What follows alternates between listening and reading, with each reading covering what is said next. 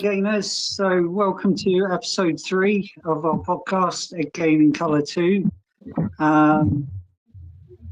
We're going to call this one Needle and Thread, and we're just going to talk about Gain's sort of attire, like what clothes he wore, what type of hat, and we've got 2 of our experts and 2 of our admin that are going to discuss these items.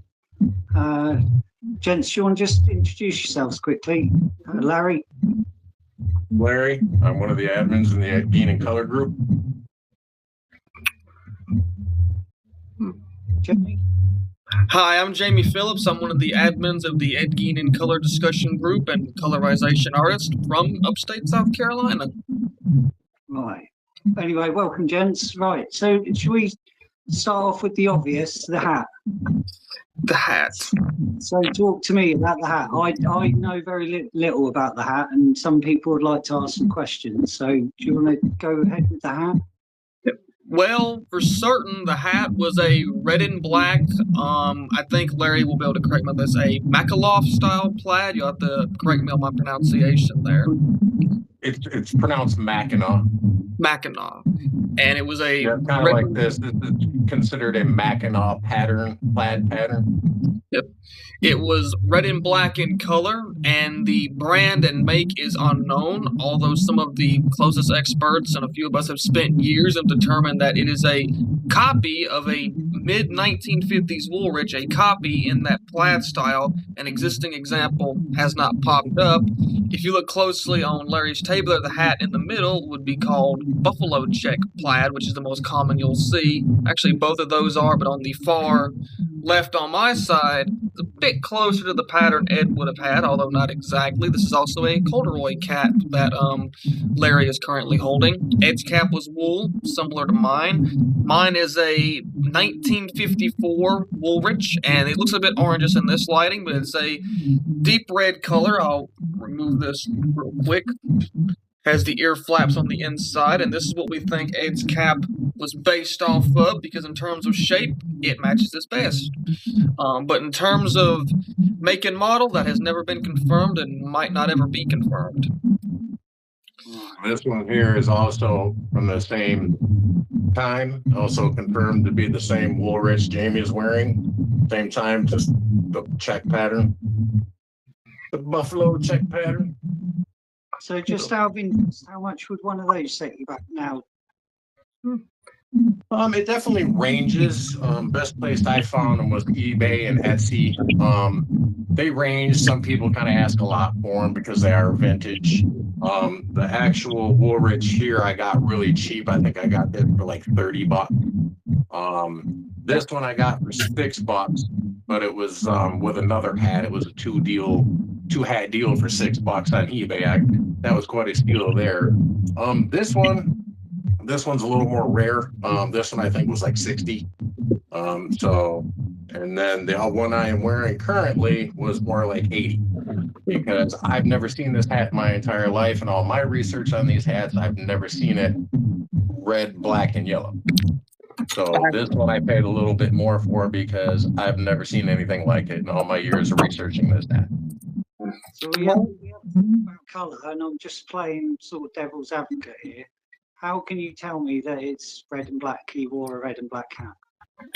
Well, on black and white film or black and white photos, the color red tends to look more gray, and even in black and white films, I believe they actually used to use green lipstick on actresses because it made it look like a dark gray. And a lot of people will kind of argue about what color Ed's hat was, but not only was the most common color back then red and black, but it also matches up to what an actual red and black plaid cap looks like in black and white. Me and Larry have spent quite a few years doing a lot of comparisons, and we went back and forth on comparisons, so it is most certainly a red and black cap. The make and model, unknown, likely will always be, but it is likely a copy, or a ripoff, if you will, of a mid-1950s Woolrich, in terms of shape at least. Right, because I mean, there was more companies using the wool hat, the wool hunting hats is what they were most commonly referred to. But there was other companies that were doing it I can't, name them all at this exact time, but there was like at least 3 or 4 other companies that were producing these style hats. So, with a town like Plainfield being so isolated, is it? I don't know. Would there been smaller companies making sort of hats the same as Woolrich? Potentially. Yes. You Yes, see that a because lot of the now. because of the popularity of the Woolrich style dress back then, there was companies trying to jump on the bandwagon of that popularity. And like this, I can't, it doesn't, I've not confirmed the brand. I can't, there's no identifying marks. I can't tell you who made this hat, but it's basically set up just like a Woolrich, right down even to the inside of the sewing, but there's no identifying mark. So there was companies that were reproducing that style. So, anything else on the hat subject? I think that people have been calling the hat a Woolrich for quite a long time now, which Ed's hat was almost certainly not a Woolrich, because me and especially Larry have spent a considerable amount of time either online or doing research into old catalogs, and there is no Woolrich ever been made that has the Makalov style pattern plaid, and there's actually a photo of Ed sitting down in a bench. I'll have to send that photo to Ashley so we can have it pop up on screen somewhere, where you can see the inside of Ed's hat a little bit. And if you look closely in there, there's no markings on the inside of the hat. The stitching is the same as on Larry's hat or mine, or cap, but Ed's hat was most certainly not a Woolrich. Right. And just Like I said, it was commonly referred to, but it was commonly referred to back then as a hunting cap or trapper cap. And just quickly, the trapper caps had the like more fuzzy ears that came down. That's a trapper cap. Correct. These ones with the thinner ears that fold inside was always referred to as a hunting cap. Okay. So I've just remembered. Was talking to Jamie earlier, but you guys have already spotted it. I'd seen the Bob Hill photo. You know, he looks a little bit startled in the farmhouse. And I noticed there was 2 hats on the wall. And Jamie said, we've already seen them. And Jamie's already said that you two might have identified he wore other hats. And one might have been a sort of train conductor hat. Right. One of the other hats he wore was also known as a Stormy Cromer, which is also very popular back then. It still is kind of popular today. It's been around a long time too. So that's another company that it's not a copy of the Woolrich hunting cap. The Stormy Cromer is totally a different style. I would love to get one for my collection. But yeah, there's definitely, other ones, like I said, with the Stormy Cromer. It's a nice hat. He was pictured with that coming, it was after the one of the hearings, I believe, wasn't it? January 6, 1958. Thank you, sir. Yes, there is a picture of him wearing the Stormy Cromer hat coming out after the trial or whatever. And I wonder whatever happened to his hat. Because that would be. I've often wondered that too, and I've tried like Googling and looking into like who has his hat, or does this hat still exist? Is it somewhere in a museum, or is it in somebody's private collection? And it's all dead ends. There's no information. The thing is that it likely ended up in a garbage can somewhere, or tossed out eventually. Or I can't see that. Or somebody hurts my heart, bro. Or maybe somebody, or maybe like Ed's truck, somebody got a hold of it and just used it until it wore out, because that wasn't people really. Well, we can talk about the truck later, because I've got some information on the truck. Well, my thing with that is he was arrested wearing that hat. Yeah. So that means it would have went into evidence, or whenever you get arrested, whatever is on you, what you're wearing, it's all documented. Yeah. It's all put to the side, especially if you're on trial in a case. All that is considered evidence, because then it all has to be tested for DNA or blood spatter or whatever. So I guarantee you that hat was in police evidence at one point in time. Maybe we can put that out there if anyone's got any information on the document that of, I don't know what he was wearing. Right. Any 'Cause if it documentation on his hat is something I have been searching for, and I know Jamie's kind of been searching for too for a long time. So, like, anybody that has any information that's correct on that hat is definitely something we're all pretty interested in. So moving on to his shirt. I mean, he obviously didn't wear the same shirt every day, but the popular one, the blue one. Jamie, can you tell me a little bit about that? It was a Penny's Big Mac chambray work shirt. Chambray was a very popular color among workers. I'm sure you've heard the term blue collar and white collar before. Yeah, we spoke about this. It's a very old school term, and blue collar typically describes somebody as a welder, a farmer, somebody that worked in a trade or in a field, because it was a very popular color due to it hiding stains, being very cheap. These shirts were typically around 5 to 50 cents back then, and Big Mac made a lot of work clothing like coveralls, work shirts, pants. Big Mac was a very popular company then for workwear, and that's what Ed's shirt was. And those shirts you can still find them today, although they're typically within the mid 200 to sometimes over the $400 USD range. And that was a very common shirt for farmers and people back then. And yeah, if you look at any film or photo of a worker or anything like that from the 40s, 50s, 60s, on up to the 70s, you're bound to see a chambray blue work shirt. Either of you own one of those? I've owned a Dickies chambray blue work shirt from the 80s, but I haven't seen that news. But I do own the Woolrich coat from 1971. You can tell by the Woolrich mark here because they kind of changed their logo throughout the years, and it's very identifying to tell the year of the coat. But this one, I believe, is the Woolrich Cruiser jacket. Pretty nice, pretty heavy duty. But yeah, that's pretty much the only thing I own that's pretty close to around that time. Big Woolrich fan, so that's something that I definitely wanted for a long time. It's close to the time period, but not exact. So, should we carry on with the jacket then? For anybody curious, here's the 1950s Woolrich logo. For anybody curious, for the audience. Right, and I know too, because if you look at mine is also stamped, but it's a different stamp because Woolrich never really stuck with they had many different stamps for inside the hats back in the 50s. Mm-hmm. So I can't identify the exact year of this hat, but I know it is in fact a Woolrich because it's stamped right there that it is. So mine is not as predominant as Jamie's, so, but yeah. Could be older.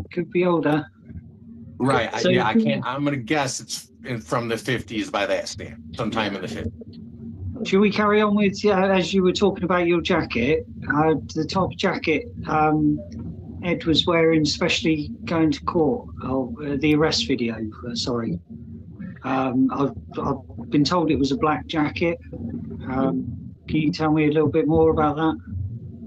I'll let Jamie go ahead and talk on that because I know he did a lot of research on that one.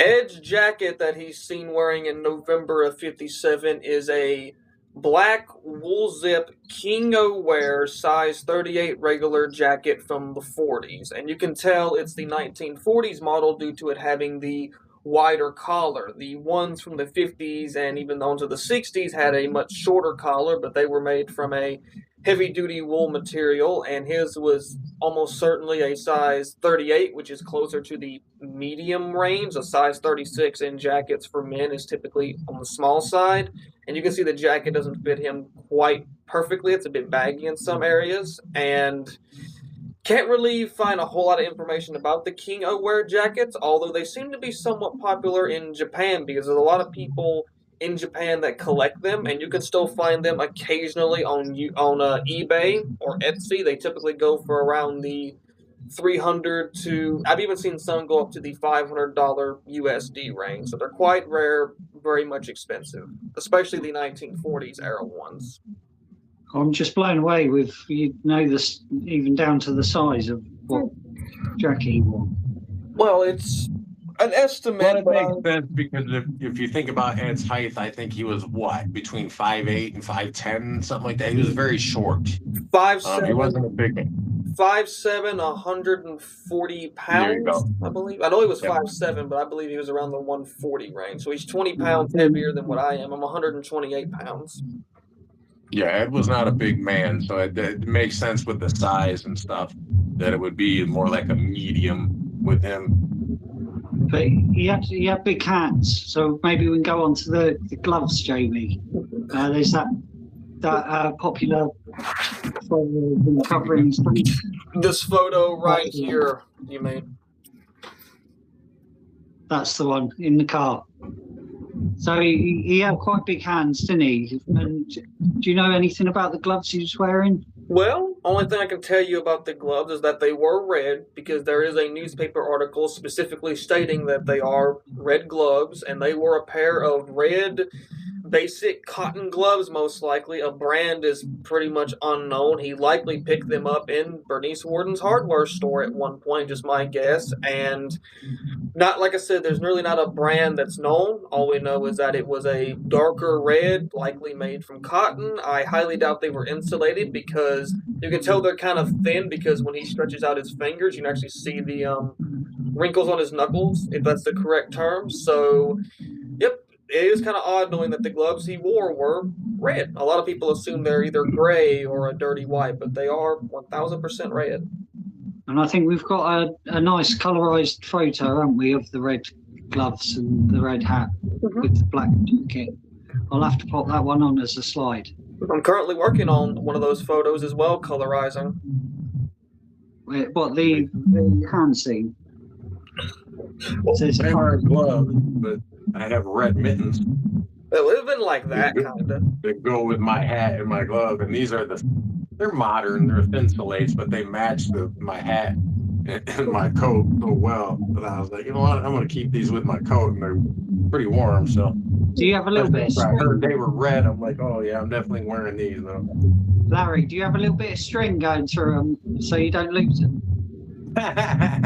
No, I just keep them in the back of the what's called, I guess you'd call it the game pocket in the back of the Woolrich coat, because that's where like you'd stick like your birds and stuff and your squirrels after you got them. Yeah, that's what this pocket here is. Okay. So let's. What about his trousers? I mean, he would have worn lots of trousers, but the ones in particular. Again, he was arrested in. Was it dark green?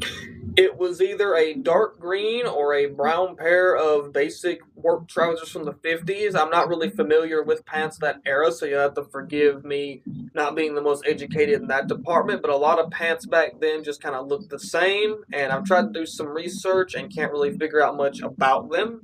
But they were of a darker color, likely a dark green or a brown, but we do know that Ed had a change of pants, and because he reported that the pair of pants that the sheriff gave him were a bit on the baggy side and the loose side. They didn't fit him very well.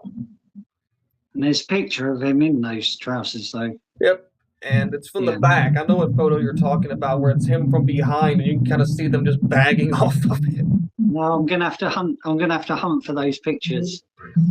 So I think we're going to talk about boots as well. There's not much information on the boots, is there?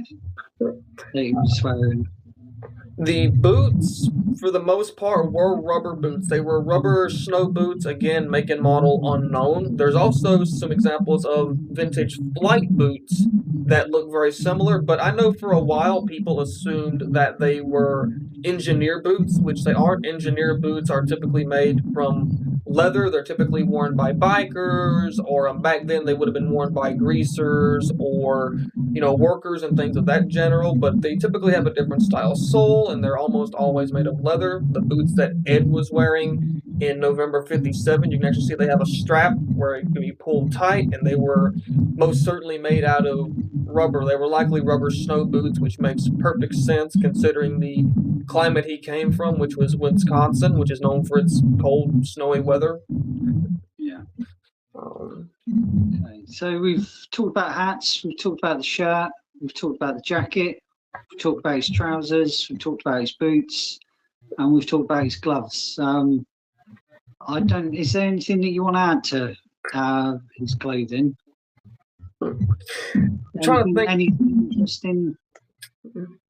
That if I know we bring a lot of flack on the Netflix series, but one thing that I will give it is during episode 6 where they arrest Ed, they've recreated the King O'Ware jacket, and for some reason it's in a green color, but they did a really excellent job at recreating that jacket from scratch. I just do not know why. That's one thing I noticed, is that in that series the colors of things are very wrong, like blue hat, green jacket, almost a yellow colored shirt, and the boots he's wearing are actually World War II paratrooper boots, believe it or not. I think it's not Rothko that makes them. I'm trying to think of the brand, it'll come to me later, but he's wearing paratrooper boots, the green jacket and the blue hat. So in common media they typically do get the colors pretty wrong, especially in that regard.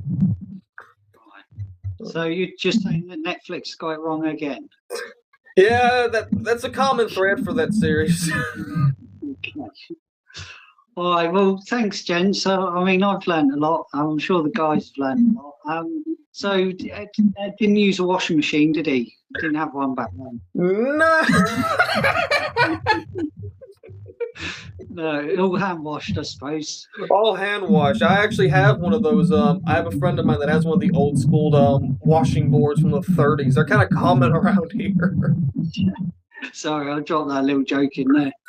All right, listen, thanks, gents. You've been brilliant. I know you haven't got a lot of time, and we try and fit these in because we're on different sides of the world, but I do appreciate it. Absolutely. Thank you, Gainers, for watching, and we look forward to seeing you on episode 4. Be jolly. All right. Have a nice day, everybody. Thank you for watching.